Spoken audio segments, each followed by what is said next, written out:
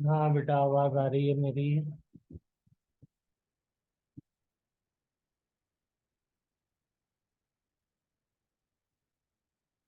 Good evening sir, आपको आवाज आ रही है सर मेरे? हाँ बेटा, आ रही है। Good evening. ओके। यार, आज पापा से बात करा देना, अपने बेचारे बात नहीं हो पा रही है। वो दिन में एक आध बार तो फोन आया, मैं रिसीव नहीं कर पाया। हाँ सर। ठीक ठीक है है। सर। हाँ। इस क्लास के बाद उनको बुला लेना 5 मिनट के लिए। ठीक है बेटा। ठीक है। Thank you. तो ये वाला क्वेश्चन बेटा करिए, हमने काफी हद तक तो कर लिया था, जो बचा है करिए उसके। हाँ bag is. Bag is placed in rest on the conveyor belt.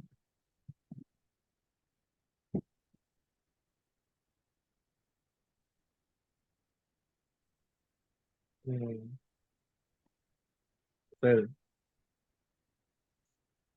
ये Belt. लगाना था बस हमें B is equal to you plus a पे।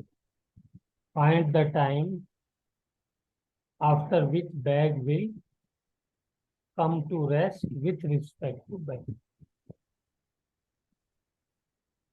इसमें हमने क्या सीखा था कि बैग की वेलोसिटी जो होगी वो कितनी होगी, इनिशियली जीरो होगी, क्योंकि हमने रेस्ट पोजीशन में उसको रखा है। हाँ सर। और बेल्ट हमारी मुस्तकिल मूव कर रही है वी वेलोसिटी से। हाँ सर। ठीक है ना। तो क्या होता है, शुरू में बैग पीछे की तरफ ऐसा हमको कुछ सेकंड के लिए दिखाई देता है कि बैग जो है पीछे रह जा रहा है, बेल्ट आगे जा रही है। और फिर धीरे धीरे फ्रिक्शन की वजह से, फ्रिक्शन फोर्स की वजह से बेल्ट और बैग दोनों एक ही साथ मूव करने लगते हैं। उनकी रिलेटिव वेलोसिटी जीरो हो जाती है। बोलिए, ये फील कर पा रहे हैं आप? हाँ सर। जैसे हमने बेल्ट पे बैग रखा, रेस्ट पे था, तो उसी मोमेंट जब हम उसको देखेंगे फॉर फ्यू सेकेंड, तो हमको लगेगा बेल्ट आगे जा रही है और बैग पीछे रह जा रहा है। लेकिन धीरे धीरे फ्रिक्शन जो है वो क्या करता है, उस बेल्ट को, वो बेल्ट मतलब जो कांटेक्ट की वजह से बैग को बेल्ट के साथ मूव कराता रहता है, और उसका बढ़ते बढ़ते स्पीड इतनी हो जाती है कि वो बेल्ट और बैग एक साथ मूव करने लगते हैं, एक ही वेलोसिटी। ओके। ठीक। हाँ, कभी जाइएगा ऐसे कन्वेयर बेल्ट पे बैग रखिएगा तो आप फील करिएगा, देखिए ऐसा ही होता है। खैर, तो अब ये बताइए, हमसे पूछा है कि कितना टाइम लग जाएगा बैग को रेस्ट पे आने में, रिलेटिव वेलोसिटी जीरो होने में। तो सबसे पहले हम क्या करेंगे, सबसे पहले हम लोग फ्रिक्शन फोर्स देखेंगे कहाँ लग रहा है। तो क्योंकि बैग पीछे रहना चाह रहा है, क्योंकि हाँ वो सर। में बेल्ट आगे मूव कर रही है, तो बैग को आगे लाने के लिए इसके ऊपर फ्रिक्शन फोर्स क्या करेगा, आगे की तरफ लगेगा। आगे जगह आर्ट करेगा। क्योंकि बैग चाहता है, वो फ्रिक्शन चाहता है कि चीजें साथ साथ रहें, जो भी ऑब्जेक्ट्स आपस में कांटेक्ट में है वो क्या रहे, साथ साथ रहे। अब जब इसके ऊपर फ्रिक्शन फोर्स लग रहा है आगे की तरफ, तो इसका जो, जाहिर सी बात है, एक्शन रिएक्शन पेयर होगा, वो बेल्ट पे लगेगा, वो पीछे की तरफ होगा। उससे कोई हमें ज्यादा फर्क पड़ता नहीं है। हाँ सर। ये तो मशीन की वजह से रोटेट कर रहे हैं ना। हाँ सर। हाँ। ये अपना इस फ्रिक्शन कवर कर लेंगे। तो ये फ्रिक्शन फोर्स कितना हो जाएगा, इसकी maximum limit mu M g होगी। Okay sir. ठीक है ना। ठीक है सर। कोई बात पुरानी, कोई नहीं। अब मुझसे कहा जाए इनिशियली, कब, इनिशियली, बिल्कुल बिगिनिंग में, हाँ सर। मुझे बताइए, यू से रिप्रेजेंट कर देता हूँ। Bag velocity of bag with respect to belt कैसे लिखी जाएगी? Velocity sir of velocity minus velocity of belt. और यस वेलोसिटी ऑफ बैग कितनी है? 0, क्योंकि हमने तो रेस्ट पोजीशन पे ही रखा था ना उसको। हमने तो कोई हाँ सर वेलोसिटी उसको, वो तो बेल्ट दे रही है धीरे धीरे उसको वेलोसिटी। हाँ और सर बेल्ट की वेलोसिटी वही है, माइनस वी। ठीक है, तो रिलेटिव वेलोसिटी क्या हो गई? Velocity of bag with respect to belt minus V हो। माइनस से माइनस में। अब हमसे पूछ रहा है वो टाइम जिस टाइम पे दोनों की रिलेटिव वेलोसिटी 0 हो जाएगी, तो वो कब हो जाएगी? जब बैग की भी वेलोसिटी v हो जाएगी और बेल्ट की तो v है ही। बोलिए। हाँ सर फ्रिक्शन की वजह से हाँ इसमें सर थोड़ा थोड़ा वेलोसिटी मिलेगी और फिर बढ़ते बढ़ते कुछ सेकंड्स के अंदर वेलोसिटी सेम हो जाएगी। ठीक है ना? फिर ये उसी के साथ मूव करेगा, तो अब रिलेटिव वेलोसिटी 0 होगी। ठीक है, तो ये कंडीशन हाँ आ सर गई। यही तो हमसे कह रहा, find the time after which bag will come to rest with respect to bag. तो बताइए टाइम कैसे निकाला जाए? हम्म, हम वो यूज कर सकते हैं। सिंपल इक्वेशन वही, v is equal to you plus a a t. Plus a के। लेकिन a तो निकाला नहीं आपने, a बताइए किसके बराबर होगा? हाँ ए होना चाहिए। ए तो जीरो होगा ना। कैसे 0 होगा? अगर 0 होता a तो ये मास मूव ही नहीं करता फिर तो, क्योंकि रेस्ट पे ही रखा था, रेस्ट पे ही रहता। Point point point. ओके। इसको किसकी वजह से मिल रहा है मोशन? फ्रिक्शन फोर्स है। फ्रिक्शन की वजह से। तो वही तो इसको देगा a, m इंटू हाँ sir is equal to mu into m into g. बोलिए। हाँ सर तो यहां से m से m गया, तो a क्या आ गया? Mu into g. Okay sir. तो यहां से फाइनल वेलोसिटी क्या है? 0। इनिशियल वेलोसिटी क्या है? बोलिए। um v। जीरो इनिशियल तो जीरो था। O d minus b. Velocity, अब हम यहाँ पे दोनों सारे रिलेटिव हाँ values. Sir minus minus b. हाँ, माइनस v और प्लस a इंटू पी। तो यहां से क्या आ जाएगा? T is equal to we upon a. और a क्या है? a है म्यू जी। हाँ सर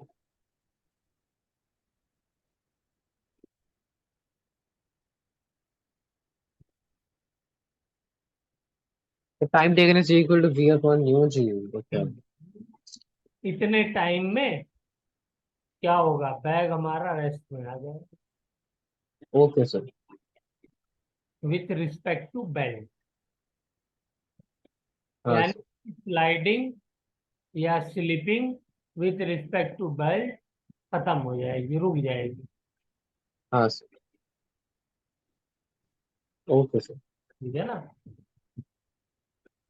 ठीक है सर। चलिए, एक टाइप का क्वेश्चन और रह गया है, इसको भी करते हैं। क्वेश्चन नंबर 20, 19 था ये शायद। ये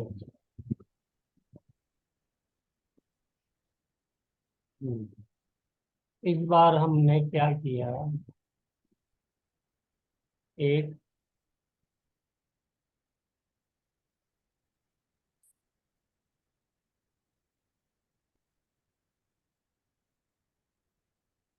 ब्लॉक ले लिया, उसके ऊपर एक हमने दूसरा ब्लॉक रख दिया,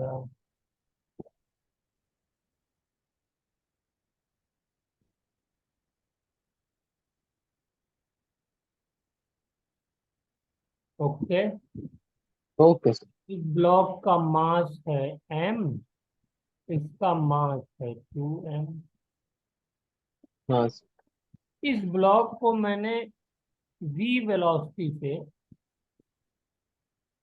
थ्रो किया। इसका कोएफिशिएंट ऑफ फ्रिक्शन म्यू, इसको वैल्यू ले लेते हैं 0.5। अब हमसे क्वेश्चन क्या कह रहा है? First part, find relative acceleration of A with respect to B. Sir निकालिए। नीचे वाले की एक्सेलरेशन कितनी है सर? नीचे वाले का कोई एक्सेलरेशन नहीं है, और भी तो अभी मूवमेंट नहीं। पूरा नहीं हुआ है। डायग्राम भी पूरा करने के लिए नीचे का सरफेस तो बनाया ही नहीं है जिस पे ये रखा हुआ है। इस वाले सरफेस का म्यू 0।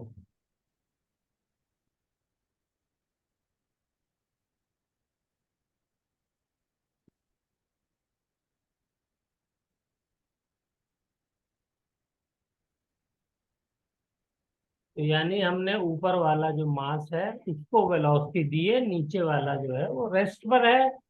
लेकिन ये भी हाँ मूव सर। कर जाएगा क्योंकि फ्रिक्शन फोर्स की वजह से इसको आगे की तरफ मूव करा देगा ऊपर वाला मास।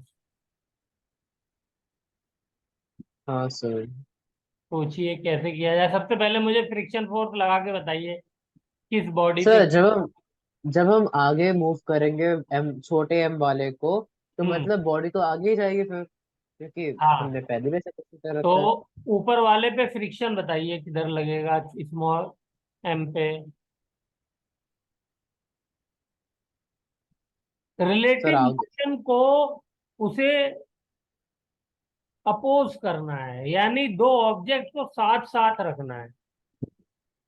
तो बताइए कैसे वो साथ साथ रखेगा? एक कंडीशन तो ये है कि इस वाले को पीछे लगाए और इस वाले को आगे लगाए, तो क्या इसमें ये साथ साथ रह सकते हैं? हम्म, बताइए, ये तो रह ही नहीं सकते ना। वही। दूर होंगे दोनों के दोनों। हाँ सर। ये वाला तो पहले ही आगे जा रहा है ना बेटा, हाँ इसको सर। और आगे हाँ भी ले सर। जा रहा है। और वही। ऐसा हाँ सर। पॉसिबल भी नहीं है, जब फ्रिक्शन होगा तो वो क्या होगा, वो तो पीछे ही लगेगा ना, ताकि ये बॉडी जो है वो रुके, रिलेटिव मोशन यस रुक। सर। हाँ, यस तो सर। इसको को खाली सोचना है। अगर ये आपने अच्छे से इमेजिन कर लिया तो क्वेश्चन आसान। तो फ्रिक्शन फोर्स हाँ जो है वो कहाँ लगेगा? यहाँ लगेगा। तो इस वाले पे कहाँ लगेगा? यहाँ लगेगा। यहाँ बस। लगेगा, आगे लगेगा। यस। अब रिलेटिव एक्सेलरेशन निकालनी है, तो फिर एम अब न्यू न्यू। एक्सेलरेशन निकालिए दोनों का फटाफट, फिर उसके बाद रिलेटिव निकाल दीजिए। एक मिनट सर। हम्म।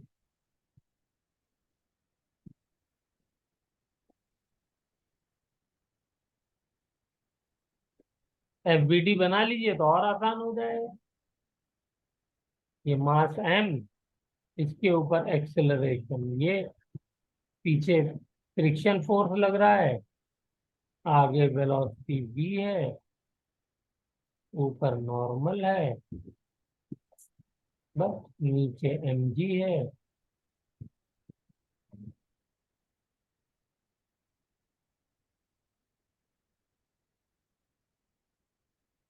फ्रिक्शन किसके बराबर हो गया? म्यू इंटू mg के बराबर। यस।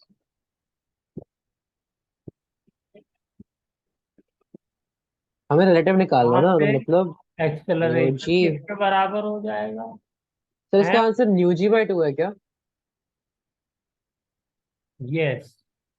तो ये हो जाएगा म्यू एम जी। जी। एम से एम कैंसिल हो गया, तो एक्सेलरेशन क्या आ गया, म्यू की वैल्यू है 1/2, और जी की वैल्यू को कुछ मान लीजिए 10 मान लीजिए, तो कितना हो जाएगा, -5। और डायरेक्शन को हम आई मान लेते हैं, -I, क्योंकि फोर्स जिधर लग रहा है एक्सेलरेशन उधर ही होगा, रिटार्डेशन। हाँ हमें समझ में भी आ रहा है कि ऊपर वाला ऑब्जेक्ट जो है रिटार्ड होगा, वरना हाँ तो बहुत मजा ही आ जाता कि ऊपर ही वेलोसिटी आगे की तरफ जा रही है, आगे ही फ्रिक्शन लग रहा है, तो बॉडी तो खुद ब खुद ही अपने आप स्पीड अप होती रहेगी। हाँ सर। तो एक तो ये आ गया, ये किसका आ गया, ये फर्स्ट वाली बॉडी का आ गया, मान लीजिए ये बॉडी 1 है, या इसको यस ए सर। ने नाम दिया है तो इसको ए कर देते हैं। ये वाली बॉडी बी हो गई, तो एक्सेलरेशन ऑफ ए। अब आ जाइए बी की तरफ, एक्सेलरेशन ऑफ बी बताइए क्या हुआ। अब B 2 m 2 mg a 2 is ma equal to mu M G जी, जी न्यू फ्रिक्शन एम फोर्स तो जी। वही लग रहा है ना, हाँ तो एम से एम कैंसिल हो गया, तो क्या यस हो सर। जाएगा, A B is equal to, बोलिए, यस सर। जी। अब मैं की वैल्यू रख दूं, जी की वैल्यू रख दूं, तो क्या हो हाँ जाएगा, अभी नहीं। 5/2। अच्छा, 1 मिनट रुक जाओ। ठीक है। हाँ सर। ठीक है, तो क्या वैल्यू हो जाएगी, 5/2। हाँ सर। गलती तो नहीं करी मैंने, हाँ सर, अगर जी को रख देंगे फिर हो जाएगा सर, यस सर। ठीक है ना। हाँ सर। ये वाली वैल्यू क्या होगी, ये भी आई ही होगी, आई डायरेक्शन में, लेकिन ये पॉजिटिव होगी क्योंकि फोर्स आगे लग रहा है। यस। तो acceleration of A with respect to B क्या हो गया, acceleration of A -5, yes sir. -5/2 is equal to, बोलिए, माइनस, ओके। माइनस ऊपर क्या आ जाएगा, 15, 10/2 माइनस, हाँ 15 15 बाई, बाई 2 तो 7 ठीक है ना, मीटर हाँ पर sir. Second square.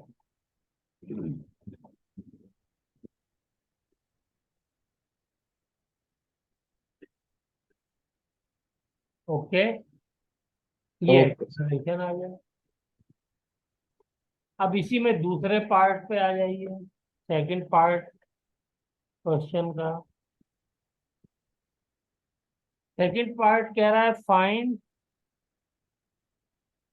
The time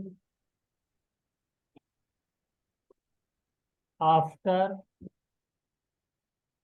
which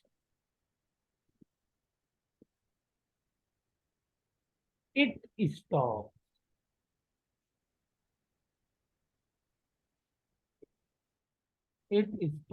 relative slipping.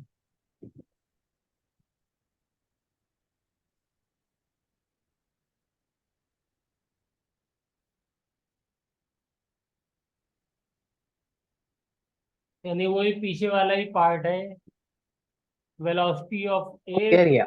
To B zero हो जाएगी। हम्म। ओके। ये थोड़ा सा डिफरेंट है, तो इसको मैं आपको करा देता हूँ, इसमें आपका टाइम नहीं लगाऊंगा। तो ये ओके। क्या कह रहा है, ये तो हमको पता है, क्या पता है, कि velocity of A with respect to B क्या है, बेटा बताइए। Velocity with respect to B है ठीक है तो सर। कुछ नहीं बेटा, वी तो है, वी बस। वी बस यस, वी है। मेरे भाई को V लगा तो हमें रेस्ट एक्सेशन में, की वैल्यू V तो निकालनी थी। Initial initial initial initial o okay initial sir. Initial initial ठीक वैल्यू। है।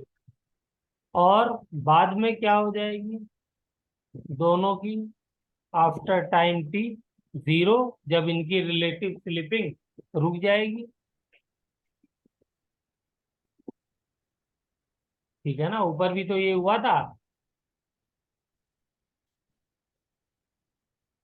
जब आप हाँ स्मॉल एम को v वेलोसिटी से थ्रो करेंगे और इसकी वेलोसिटी है शुरू में क्या, जीरो, इसकी हाँ सर। वेलोसिटी v, तो रिलेटिव हाँ वेलोसिटी क्या आएगी, यही आएगी ना। और बाद में दोनों की वेलोसिटी सेम हो गई, तो v minus V is equal to zero. हाँ सर। समझ में आ गया ना, चलूं आगे। हाँ सर आगे। चलिए, अब देखिए हम इसमें जो कॉन्सेप्ट लगाएंगे वो, अच्छा टाइम हमसे पूछा है, तो टाइम के लिए तो, सॉरी, टाइम के लिए तो वही v is equal to you plus A U T. Plus AT वही। हाँ यही लगा दें, कोई प्रॉब्लम नहीं। तो v क्या हो गया, जीरो, u क्या है वो v ही है, और एक्सेलरेशन क्या है, -15/2 t। ठीक है ना, तो t हाँ इज इक्वल टू क्या हो जाएगा, 2v/15। बताइए बेटा। हाँ हाँ सर। ठीक है सर। सिंपल था थोड़ा सा। थर्ड वाले पार्ट में जो है वो नया कॉन्सेप्ट लगेगा। थर्ड क्या है,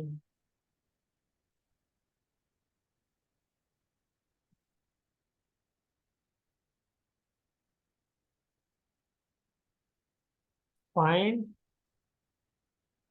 the final velocity of both, दोनों की फाइनल वेलोसिटी क्या हो जाएगी।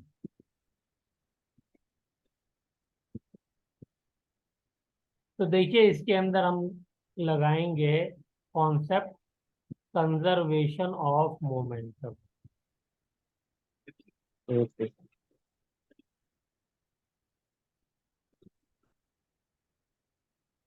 कुछ कंजर्वेशन ऑफ मोमेंटम के बारे में जानते हैं, कब होता है, um हमें m2 v2 and delta upon. P is equal to zero, yes. Change in momentum zero. और चेंज इन हाँ सर। मोमेंटम जीरो कब होता है, जब एफ एक्सटर्नल जीरो हो, यानी कोई बाहर से फोर्स ना लग रहा हो। Okay sir. ये कैसे हमको पता चला, न्यूटन सेकंड लॉ से, force net is equal to dp upon dt, यही था ना, या हाँ delta sir. p upon delta T. अगर एक्सटर्नल फोर्स कोई नहीं लग रहा हो तो delta p upon delta T क्या हो जाएगा, डेल्टा p भी ऑटोमेटिकली जीरो हो जाएगा। Yes sir. इसका मतलब क्या हो गया, initial momentum is equal to final momentum, हाँ sir. Initial velocity v, final velocity, initial velocity u, final velocity v। मास तो चेंज होगा नहीं, वेलोसिटी खाली चेंज होगी। इस हाँ वाले सर। कॉन्सेप्ट को आप लगाइए। हम्म। ठीक है ना, ओके। तो इनिशियल मोमेंटम क्या होगा, initial momentum m into V होगा, क्योंकि खाली एक मास मूव कर रहा है, दूसरा तो कर नहीं यस। रहा है time t is equal to zero पे। Yes sir. जब वेलोसिटी उनकी दोनों की सेम हो गई है, तो उस वक्त कितना मास मूव कर रहा है, 3m। नीचे वाला 2m और ऊपर वाला m, दोनों मिलके 3m यस। हो गए। और वेलोसिटी उनकी हाँ क्या सर। हो गई, मान लीजिए उनकी वेलोसिटी होगी v फाइनल। हाँ सर। तो यहां से सिंपल आ गया, m से m गया, v फाइनल क्या आ गया, इनिशियल वेलोसिटी का 1/3। यस। कंजर्वेशन ऑफ मोमेंटम भी समझ में आ गया। हाँ सर। कैसे आया? अब यहाँ पे कोई एक्सटर्नल फोर्स लग रहा है क्या? नहीं। नहीं लग रहा। कैसे मालूम नहीं लग रहा? फोर्स तो लग रहे हैं काफी सारे। पर एक्सटर्नल मतलब सिस्टम से कोई बाहर से नहीं आ रहा ना। हाँ, जितने भी हैं ये सब अंदर ही हैं, और इसीलिए ये पेयर में होंगे। पेयर में होंगे तो एक दूसरे को कैंसिल कर देंगे, कैंसिल कर देंगे तो वही। नेट फोर्स 0 हो जाएगा। Yes sir. समझ रहे हैं? तो इस हाँ बात को सर। दिमाग में रखना है। जितने भी इंटरनल यस। फोर्स होते हैं वो हमेशा जो है वो पेयर में होकर के एक दूसरे को कैंसिल कर देते हैं, यानी उनके जरिए किया गया वर्क 0 होता है। ये हमने कंस्ट्रेंड मोशन में भी किया था। Tension yes. वाले केस में जब एक्सेलरेशन निकाला था, वेलोसिटी निकाली थी, याद है? हाँ सर। हमने किया था नेटवर्क जो है वो 0 होगा। हाँ सर। ये एक नए टाइप का क्वेश्चन था। अच्छा, इसका अगर मुझे वेलोसिटी टाइम का ग्राफ कहा जाए बनाने के लिए, तो बताइए क्या बनाएंगे? Draw velocity. Velocity time graph.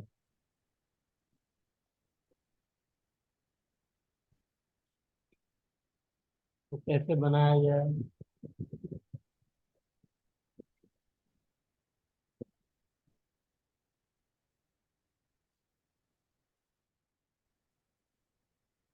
Velocity time का। दो ऑब्जेक्ट है, दोनों को आप दिखा दिए कोऑर्डिनेट बना करके तो। हम्म,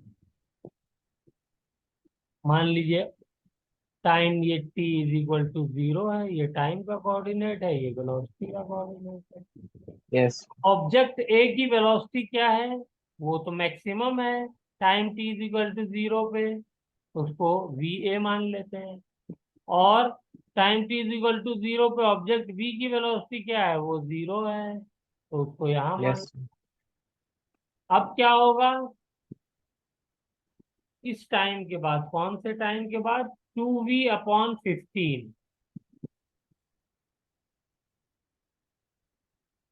मान लीजिए टाइम है टू हाँ सर। We upon 15। इस टाइम पर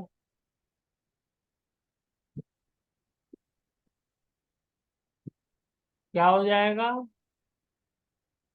um, ये वाली वेलोसिटी और ये वाली वेलोसिटी दोनों बराबर हो जाएंगी।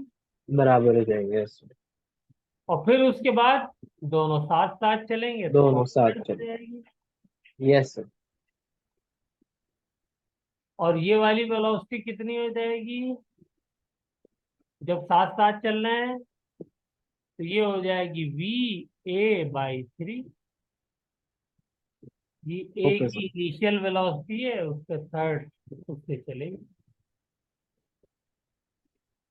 बोलिए, ग्राफ बन गया? बन गया। ठीक है सर। इसको बना लीजिए। रिकॉर्डिंग बेटा आपने नहीं की। आपने तो की थी वैसे। हाँ आप बेटा, भेज मैंने दीजिए। तो कर दी थी, आप भी कर लीजिए, आपके पास भी रहे तो अच्छा है। ठीक है तो ये क्वेश्चन भी हमारा हो गया। ये बेल्ट वाला हो गया। और ये दो मासेस हैं। ये बेटा किया हुआ होगा तभी आदमी कर पाएगा, वरना जो है ना, बहुत ज्यादा फिर टाइम लग जाएगा और कंफ्यूजन भी रहेगी। चलिए, सर। ओके। अब हम 20 हो गया, क्वेश्चन नंबर 21 पे चलते हैं। एक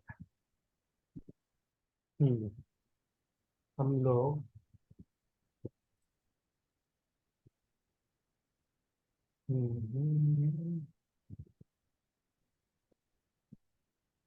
कोई वेज लेते हैं, इस पे दो मास हमने रख दिए।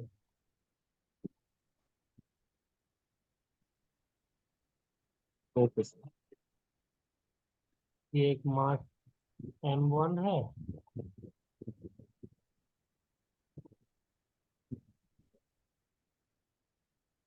ये M1, ये M2, ये एंगल थीटा, इसका कोएफिशिएंट ऑफ फ्रिक्शन μ1, इसका कोएफिशिएंट ऑफ फ्रिक्शन μ2।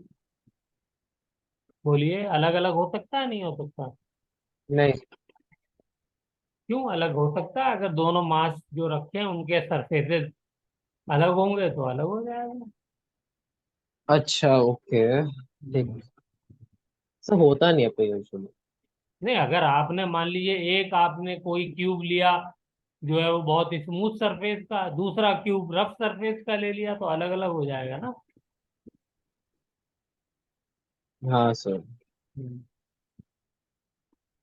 तो अब देखिए इसमें कई केसेस बनेंगे, तो हम लोग लेते हैं केस 1। इसमें डायरेक्ट क्वेश्चन पूछ लेता है। केस 1, μ1 इज इक्वल टू μ2 है अगर, तो हाँ सर। बताइए एक्सेलरेशन क्या होगा और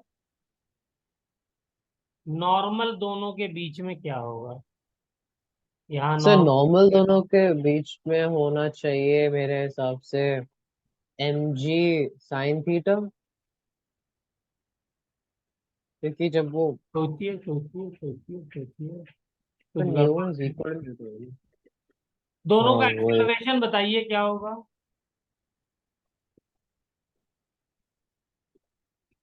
जी एक्सेलरेशन कैसे साइन। निकालते हैं?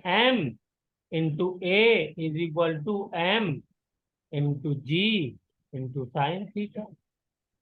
M से M गया तो A क्या हो गया, G sin theta. Yes sir. तो दोनों का एक्सेलरेशन क्या होगा, G sin theta.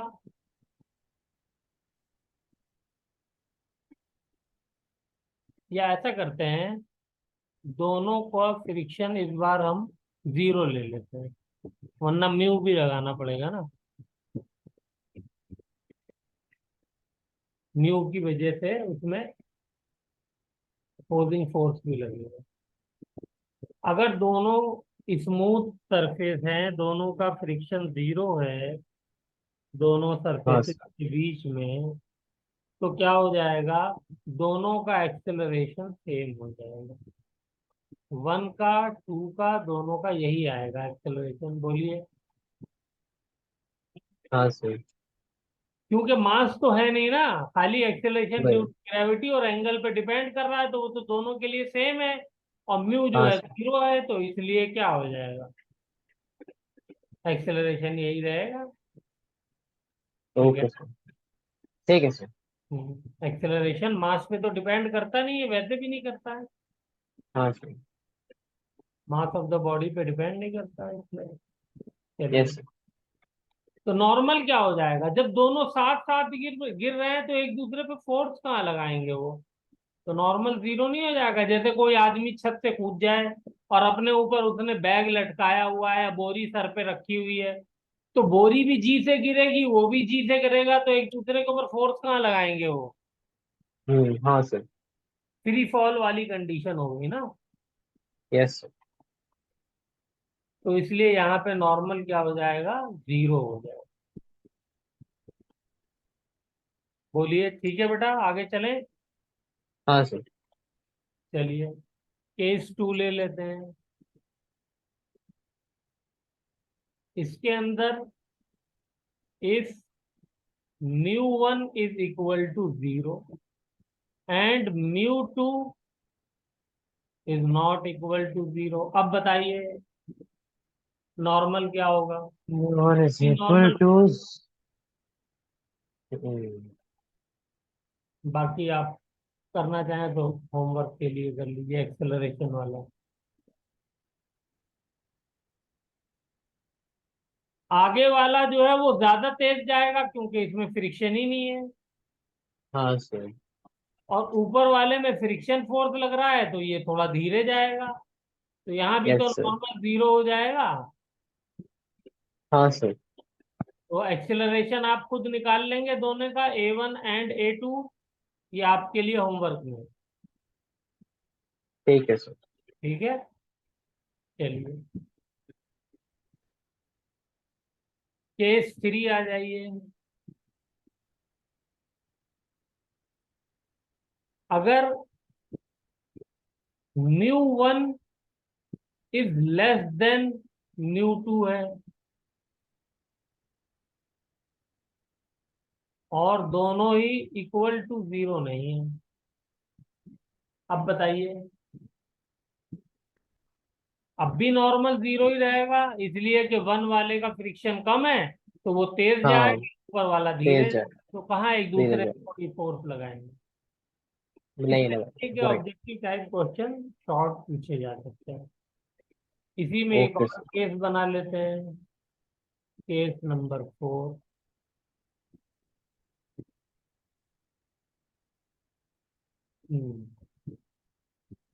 If μ1 is equal to μ2, लेकिन ये जीरो के बराबर नहीं है, तो अब बताइए। If μ1 is equal to μ2 but it's not हाँ, इक्वल टू, फिर तो वो दोनों का एक्सेलरेशन सेम होगा तो अब भी कोई सेम ना, होगा तो कांटेक्ट में नहीं आएंगे इसमें। जीरो वाली कंडीशन है ये भी। हाँ सर। ठीक है ना। तो यस। नॉर्मल कब आएगा, तो नॉर्मल को भी लाते हैं। हम्म, चलिए case 5। If μ2 is less than μ1, less than μ1, अब बताइए क्या होगा। μ1 का कोएफिशिएंट फ्रिक्शन ज्यादा है, μ2 का कम है, तो वन स्लो चलना चाहेगा, टू फास्ट चलना चाहेगा, तो यहाँ पे नॉर्मल लगेगा। ठीक है। Yes sir.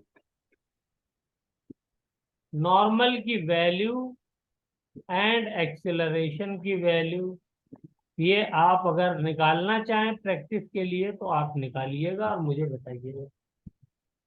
ठीक है सर। ओके। ठीक है ना। ठीक। चलिए, तो ये अब हम इन्हीं दो ब्लॉक को स्ट्रिंग से बांध देते हैं तो देखते हैं क्या होता है। Question number 22। पापा आए थे क्या बात करने के लिए? हाँ सब आपसे बात करो। हम्म, चलिए, बस एक क्वेश्चन मैं दे रहा हूँ, आप ये होमवर्क में करिएगा, तब तक हम बात करेंगे। ठीक है सर। इसका मास है 2 kg, जल्दी से लिख लीजिए। इसका मास है 4 kg। इसका कोएफिशिएंट ऑफ फ्रिक्शन है 0.4। इसका है 0.2। तो यहाँ पे आपको बताना है टेंशन होगी या नहीं होगी। ठीक है। Okay sir. और इसको अगर मैं उल्टा कर दूं क्वेश्चन को, जस्ट उल्टा कर दूं सेकंड पार्ट, इसको 0.2 कर दूं और इसको 0.4 कर दूं, तो ये फर्स्ट है ये सेकंड है, तो इसमें भी टेंशन बतानी है होगी या नहीं होगी। Okay sir. ठीक है। और एक ठीक है सर। क्वेश्चन और है लेकिन उसका टाइम नहीं बचा है, 23।